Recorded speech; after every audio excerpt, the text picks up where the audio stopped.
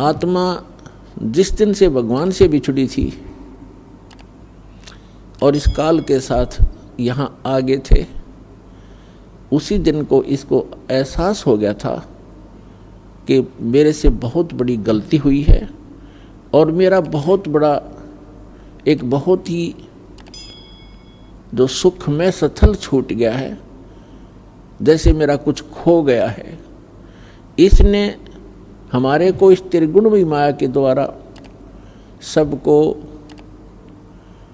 मदहोश कर दिया। सबसे पहले इस काल ने 3 पुत्र उत्पन्न किए दुर्गा के संयोग से। दुर्गा इस काल भगवान की पत्नी है, हम जिसके लोक में रह रहे हैं। 21 ब्रह्मांड का ये प्रभु है, स्वामी है, ये इतना गॉड और रब है। तो इसने हमारे को यहाँ फंसाए रखने के लिए सबसे पहले यह भांग तैयार करी, रजगुण युक्त किया अपने बड़े पुत्र ब्रह्मा जी को और सतगुण युक्त किया अपने मंझले पुत्र बिचले पुत्र विष्णु जी को, और सबसे तीसरे नंबर के अपने पुत्र शंकर को, शंकर जी को इसने तमोगुण युक्त कर दिया। अब ना इन ब्रह्मा विष्णु महेश के बस की बात है। जैसे मिर्च है, अब मिर्च बना दी, अब मिर्च का क्या दोष है, उसमें वो गुण ही ऐसा है। तो मिर्च के बस की बात नहीं कि उस मिर्च अपने गुण को स्वयं समाप्त कर सके। इसी प्रकार ये तीनों देवता भले ही अपने लोकों में रहते हैं, ऊपर के ऊपर अपनी इनकी तीनों की अलग से राजधानियां हैं, वहां से बैठकर ये 3 लोक के प्राणियों को, पृथ्वी लोक, ऊपर स्वर्ग लोक और नीचे पाताल लोक के, इन तीनों लोकों के प्राणियों को ये प्रभावित कर रहे हैं। ये इनके इंचार्ज बना रखे हैं।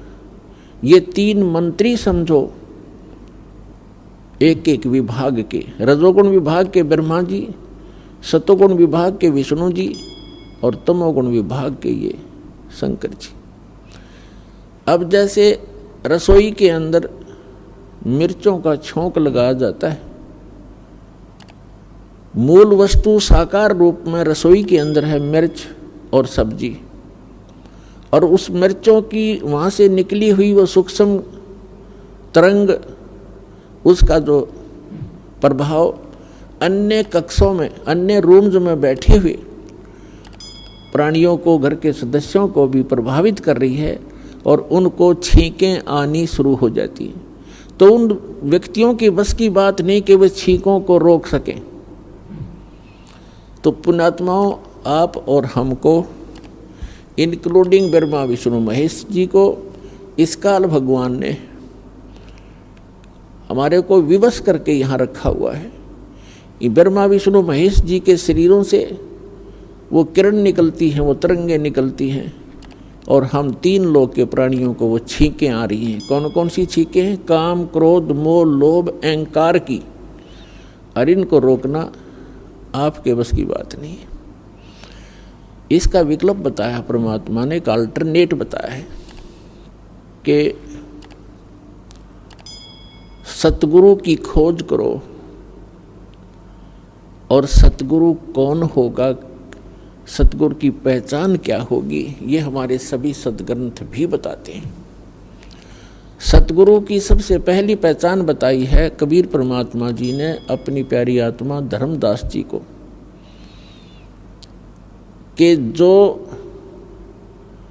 जो संत मम सत शब्द दरढ़ावे, वा के संग सब राड बढ़ावे। ऐसी संत महंतन की करनी और धर्मदास में तो से वर्णी। पहली पहचान बताई है कि जो मेरा प्यारा हंस, मेरा भेजा हुआ दास, जिसको मैं सतगुरु बनाकर भेजूंगा। सतगुरु का अर्थ होता है सच्चा ज्ञान प्रदान करने वाला, और सच्ची ही साधना उसके पास हो और वो अधिकारी हो उस नाम के दान करने का, सभी मर्यादाओं का वो पालन करता हो, जैसे सभी कंडीशन पूरी हो। तो वो सतगुरु होता है और वो हम मेरे सच्चे ज्ञान का जो प्रचार करता है। जैसे कबीर पंथ तो अनगिन है, कबीर पंथ के अंदर गुरु अनगिन है और सभी प्रचार करते हैं, किसी का कोई विरोध विवाद नहीं है। हरिदास ने जिस दिन से सच्चा ज्ञान प्रारंभ किया है उसी दिन से हर तरफ से विरोध प्रारंभ हो गया था, लेकिन परमात्मा साथ होता है तो विरोध लास्ट में व्यर्थ ही होता है उन लोगों का, और फिर उनको पछताने के अतिरिक्त कुछ भी हाथ नहीं लगता।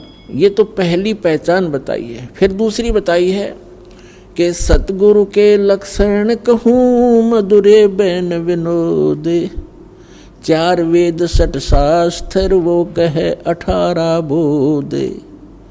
सतगुरु का दूसरा लक्षण बताया है कि वो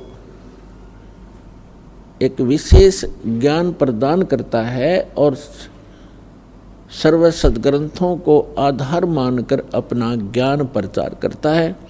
सभी सद्ग्रंथों का, सभी धर्मों के मूल ज्ञान का वो ज्ञाता होता है।